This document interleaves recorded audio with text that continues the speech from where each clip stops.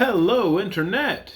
It's time for another chapter of The Magic of Oz, Book 13 in the Oz series. And tonight we're reading Chapter 7, The Forest of Gugu. G-U-G-U. Gugu? Guga? I don't know. I'm going Gugu. I have no munchkins here tonight. They all went to Grandma's for the weekend. So I am going to be chilling out here by myself. I'm going to read the chapter. And then I think it's WrestleMania weekend. So there's wrestling in my future. Let's get to this. Chapter 7, The Forest of Gugu. In the central western part of the Gillikin country is a great tangle of trees called Gugu Forest. It is the biggest forest in all Oz and stretches miles and miles in every direction, north, south, east, and west. Adjoining it on the east side is a range of rugged mountains covered with underbrush and small twisted trees. You can find this place by looking at the map of the land of Oz. Gugu Forest is the home of most of the wild beasts that inhabit Oz. These are seldom disturbed in their leafy haunts because there is no reason why Oz people should go there except on rare occasions, and most parts of the forest have never been seen by any eye but the eyes of the beasts who make their home there.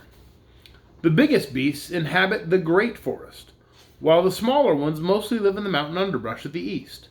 Now you must know that there are laws in the forest as well as in every other place, and these laws are made by the beasts themselves and are necessary to keep them from fighting and tearing one another to pieces. In Gugu Forest there is a king, an enormous yellow leopard called Gugu, after whom the forest is named. And this king has 3 other beasts to advise him in keeping the laws and maintaining order: Bru the bear, Lu the unicorn, and Rango the gray ape, who are known as the king's counselors. All these are fierce and ferocious beasts and hold their high offices because they are more intelligent and more feared than their fellows. Since Oz became a fairyland, no man, woman, or child ever dies in that land, nor is anyone ever sick. Likewise, the beasts of the forest never die, so that long years add to their cunning and wisdom, as well as to their size and strength. It is possible for beasts, or even people, to be destroyed, but the task is so difficult that it is seldom attempted. Because it is free from sickness and death is one reason why Oz is a fairyland. But it is doubtful whether those who come to Oz from the outside world, as Dorothy and Button Bright and Trot and Cap'n Bill, and the Wizard did, will live forever or cannot be injured.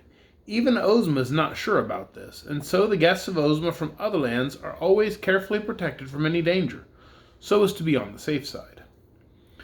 In spite of the laws of the forest, there are often fights among the beasts. Some of them have lost an eye or an ear, or even had a leg torn off.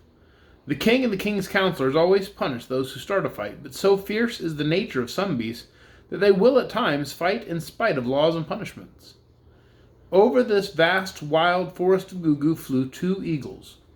One morning, flew 2 eagles one morning, and near the center of the jungle the eagles alighted on a branch of a tall tree.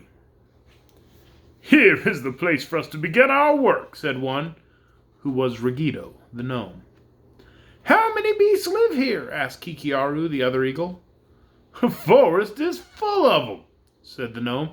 "There are enough beasts right here to enable us to conquer the people of Oz if we can get them to consent to join us.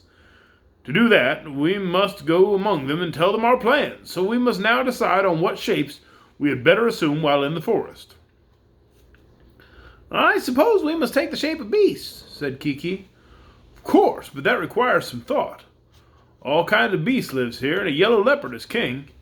If we become leopards, the king will be jealous of us. If we take the forms of some of the other beasts, well, we won't command proper respect."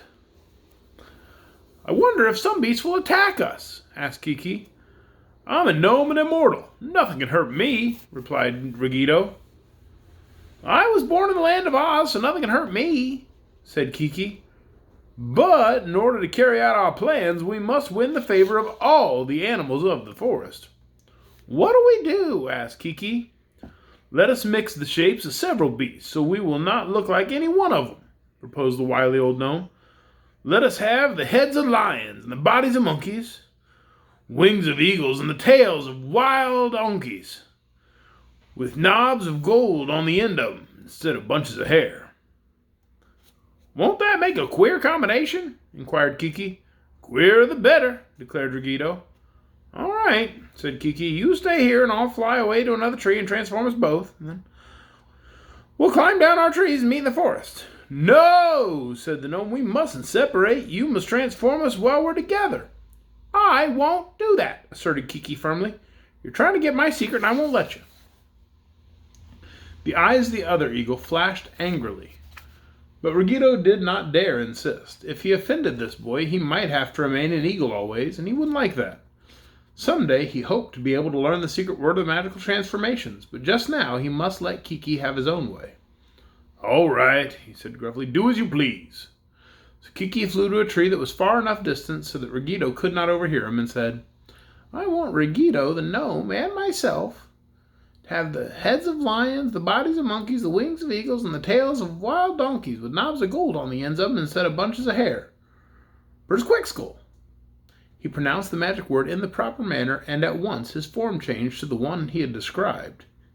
He spread his eagle's wings, and finding they were strong enough to support his monkey body and lion head, he flew swiftly to the tree where he had left Ruggedo. The gnome was also transformed and was climbing down the tree because the branches all around him were so thickly entwined there was no room between them to fly. Kiki quickly joined his comrade, and it did not take them long to reach the ground. Well, I guess that explains the picture on the back cover of the book. They got the heads of lions, the bodies of monkeys, the wings of eagles, and the tails of donkeys with big gold knobs at the end. So that explains the picture on the back of the book. I've been curious about that since we started. Tomorrow night, right here, 8 o'clock, we're going to read Chapter 8. The Limonigues Make Trouble. Limonigues Make Trouble. L-I-M-O-N-E-A-G-S. Oh, lion, monkey, eagles. The Limonigues Make Trouble. Okay. That's Chapter 8, and that's tomorrow night. We'll find out what the plan is that Kiki and Ruggedo come up with. Good night, everyone.